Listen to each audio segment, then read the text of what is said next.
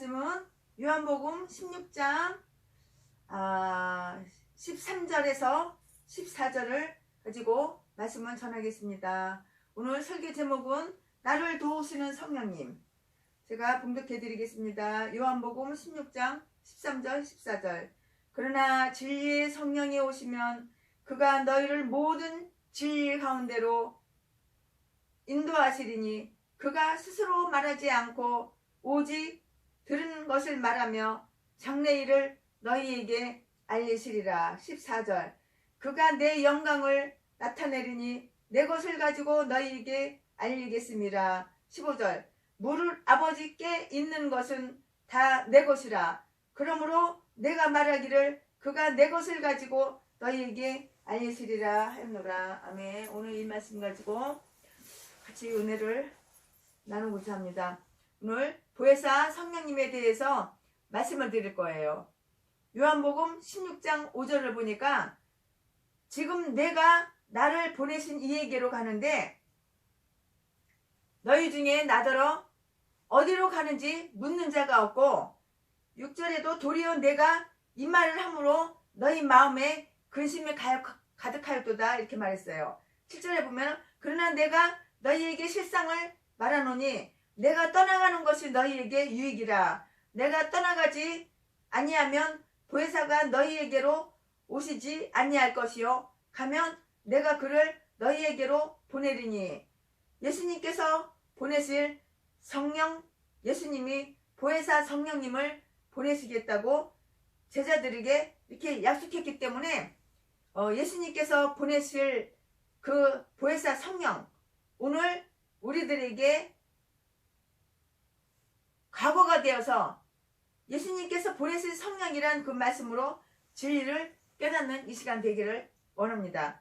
예수님께서 3년 반 동안 천국 복음을 전파하시면서 복음의 핵심이 예수님 자신이 예수님의 그 아들이시고 죄인을 구원하시는 그리스도이시다. 예수님이 속죄양으로 죽으셨다가 3일 만에 부활해서 죄인들을 다 구속하신 것을 이렇게 말씀하셨어요.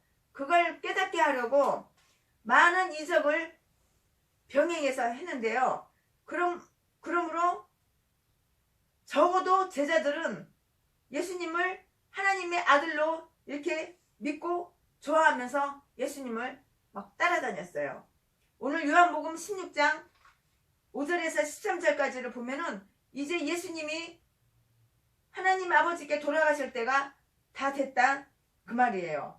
이제 남은 것은 예수님이 속죄양으로 죽으시고 3일 만에 부활하셔서 구속을 다 이루시고 하나님 아버지께로 돌아갈 때가 되어서 예수님이 십자가에 못 박혀서 죽으셨다가 3일 만에 살아나게 된다 하는 그 말씀을 여러 번 했는데요. 마태복음에서만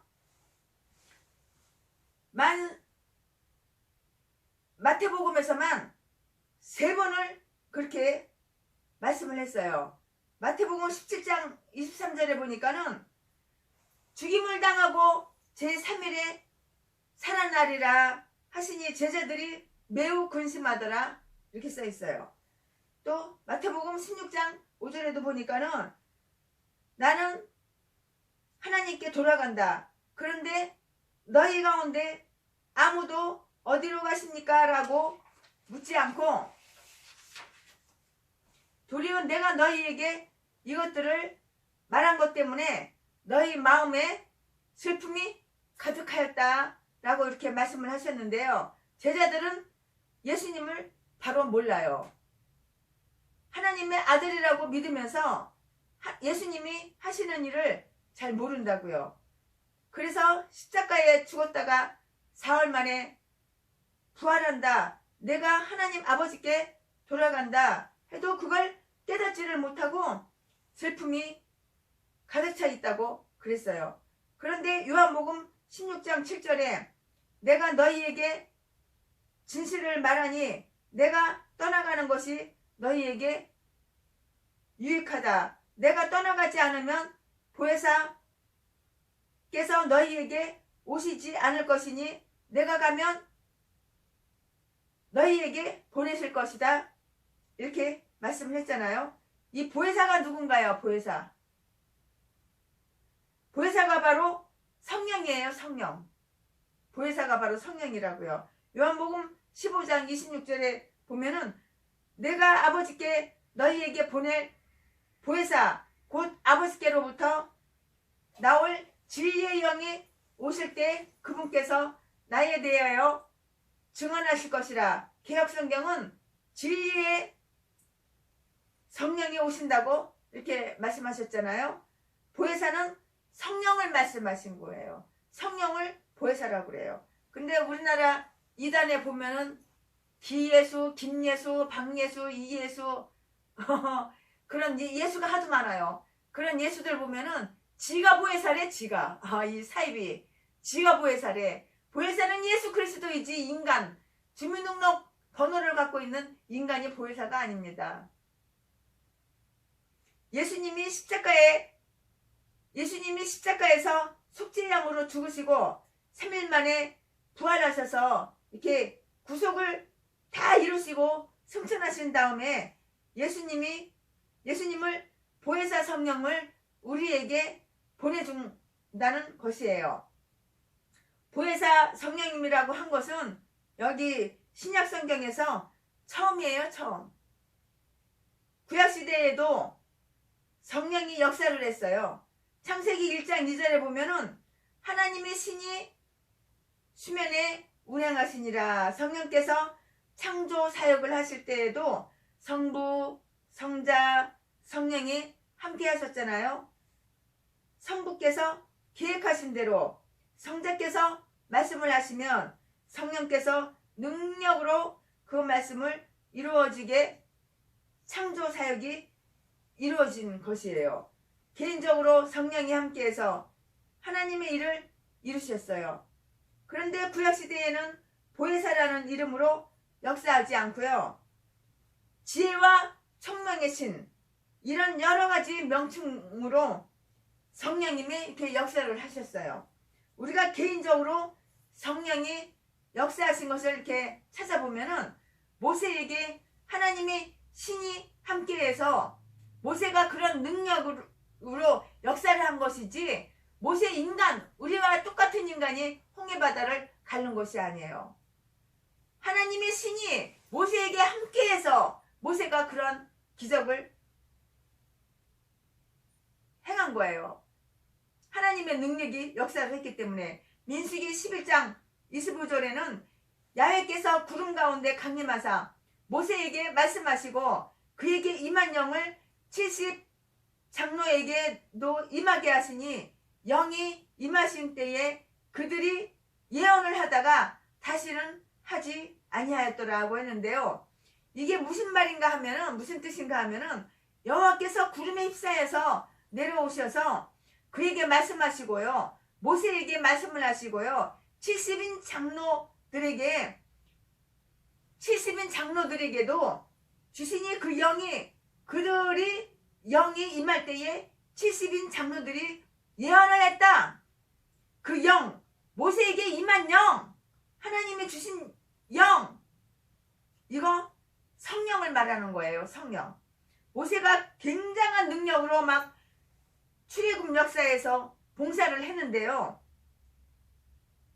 개인적인 지혜나 개인적인 지식이나 개인적인 어떤 그런 능력으로 된 게 아무것도 없어요. 아무것도 없어요. 오직 하나님의 신이 부어서, 오직 하나님의 영이 부어서 하나님의 능력으로 모세가 그런 것을 행한 것이에요. 출애굽기 31장 3절에서 5절에도 보면은 부살렛이란 사람에게 하나님이 신을 부어주어서 충만케 해서 그에게 지혜와 총명과 지식과 재주를 주어서 성막 만드는 일을 잘 감당하게 했다고 그렇게 했어요. 또 사사기 14장 6절에 보면은 삼손에게는 그냥 삼손이 태어날 때부터 저절로 그렇게 힘이 있고 능력이 있는 것이 아니었어요. 하나님의 신이 부어서, 하나님의 신이 부어줘서 그 삼손이 사자 새끼를 맨손으로 잡아서 찢어 죽이는 그런 일을 했잖아요. 그게 삼손이 한 게 아니라고. 하나님의 신이 부어서 삼손에게 그래서 한 거라고요. 삼손이 본래부터 그렇게 힘이 센 거 그런 거 아니었어요. 여호와의 신이 임하심에 그런 힘이 나온 거예요. 여호와의 신이 떠났을 때에는 삼손도 아무런 힘이 없어요. 저와 여러분처럼 똑같은 그런 사람이었어요. 아무런 힘이 없어요. 나중에는 결박당해가지고 삼손이 원수들에게 두 누나를 뽑히고 그랬잖아요. 그뿐이 아니에요. 사울이 아주 평범한 사람이에요. 그렇잖아요. 사울이 평범한 사람인데 사울에게 여호와의 신이 임하니까 예언을 했다고 그랬어요. 사무엘상 10장 6절에 그렇게 있는데요. 예언이 하나님의 비밀이에요. 하나님이 장차 이루실 그걸 예언이라고 하는 것인데요. 성령이 임하니까 하나님의 비밀을 깨달아가지고 사울도 예언하고 모세를 도와줄 장로님 70명도 예언을 하고요. 구약시대 선지자들이 다 자기 지혜로 한 것이 절대 아닌 거예요. 구약시대에 그 선지자들이 자기 지혜로, 자기 총명으로, 자기 생각대로 그렇게 엄청난 큰 일을 한 게 아니라고요. 하나님의 신이 부어졌기에, 하나님의 신을 부어주셨기에 그러한 능력과 그런 일을, 큰 일을 한 거예요.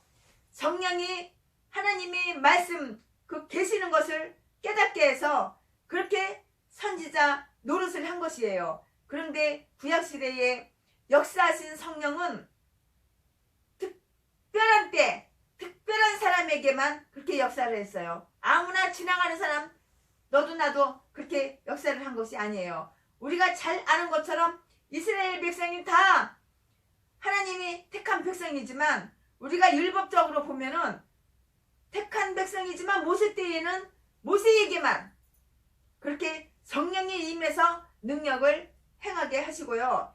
율법을 받아서 전하게 하고 그런 것이에요. 하나님의 신이 임해서 사람에게도 특별한 때에만 특별한 때 성령이 임하면은 성령의 능력으로 지혜도 얻고 성령의 능력으로 큰 힘을 얻고 뭐 여러가지 하나님의 계시도 깨닫고 하나님의 음성도 듣고 그래요. 그런데 언제나 특별한 사람에게만 그렇게 임하는 거라고요. 아무나 그렇게 임하는 것이 아니라고요. 그리고 구약시대의 성령은 보통은 항상 사람에게 성령이 함께 하는 게 아니고요. 떠나기도 했어요.